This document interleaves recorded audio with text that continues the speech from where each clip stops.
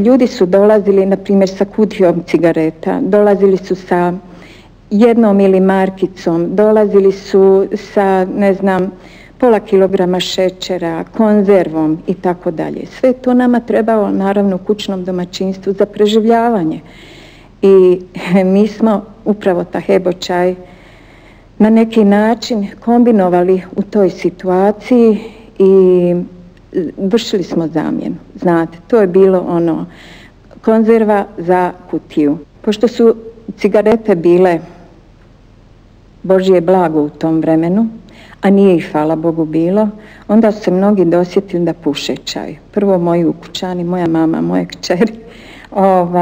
I mogu vam reći, iako je čaj ovako, pun je inače željeza i vrlo je ljekovit, dosta je oštar bio pri pušenju, znate, pa mnogima možda nije ni prijao, ali su se snalazili.